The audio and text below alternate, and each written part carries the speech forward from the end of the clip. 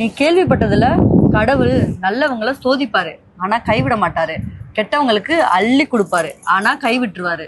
கரெக்டுங்க. அதனாலதான் சொல்றேன், பார்த்து இருந்துக்க, உனக்கு எப்ப வேணாலும் ஆப்பு வரும்.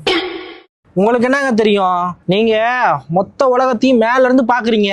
உங்களுக்கு எல்லாமே ஒரே மாதிரி தான் தெரியும், நல்லா இருக்கிற மாதிரி தான் தெரியும். ஆனா ஒரு வீட்லயும் வந்து தனித்தனியா இருந்து பார்த்தா தான் தெரியும் அங்க என்ன கஷ்டம் இருக்கு, என்ன நஷ்டம் இருக்குன்னு. அதுக்காக தான் ஓ வாழ்க்கையில என்ன நடக்குதுன்னு உனக்கு புரிய வைக்கிறதுக்கு தானப்பா வந்திருக்கேன்.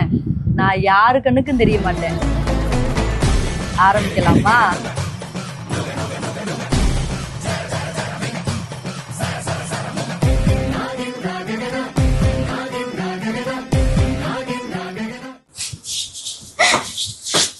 தாலி கட்டிட்டா அடிமை நினைச்சுக்குவாங்களா?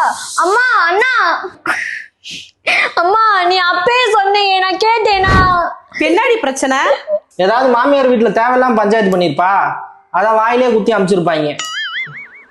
ஆமா பண்றாங்க. எனக்கு பஞ்சாயத்து பண்றதா வேலை பாரு. இனிமே நாங்க போக மாட்டேமா. அந்த ஆளை நான் டிவோர்ஸ் பண்ண போறேன். அந்த குடும்பமே போட்டு நீ டார்ச்சர் பண்றாங்கம்மா. நான் ஒருத்தர் லவ் பண்றேனே, அவரை மாதிரி தங்கமா ஒருத்தர் இந்த உலகத்துல பார்க்கவே முடியாதுமா.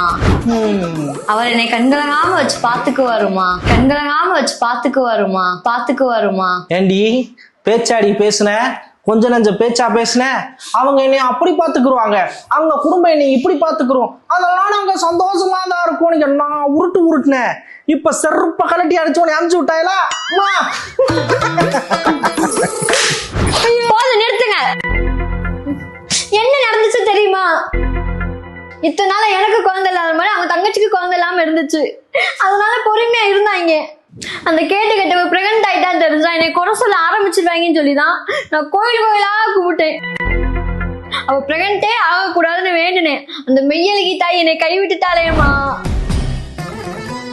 அந்த நாசமா போனவங்களுக்கு நல்லது நடந்தா நான் என்ன பண்றது? என் வயிற்றுல அவங்க சும்மாவே விடாதுமா. சரி விடுமா, நம்ம கஷ்டப்படுறதுன்னா புதுசா என்ன? ஊரே நல்லா இருப்பாங்க, ஆனா நம்ம குடும்பத்துக்கு மட்டும் கஷ்டம் கதவை உடைச்சிட்டு வந்து தொலையும். நம்ம மட்டும் என்ன ரொம்ப கஷ்டப்பட்டு இருக்கோம், மனசெல்லாம் நல்லாவே இருக்காங்க. நம்ம நல்லவங்க, அதனாலதான் கடவுள் கஷ்டத்தை கொடுத்து சோதிக்கிறார். நம்ம எப்பனா நல்லா இருப்போம். ஒரு நாள் வருமா, அந்த நாள் இந்த ஊரே ஒண்ணுமில்லாம போவாங்க, நாம மட்டும் ரொம்ப சந்தோஷமா நிம்மதியா இருப்போம். கரெக்டுனே. இதெல்லாம் ஒரு குடும்பம்.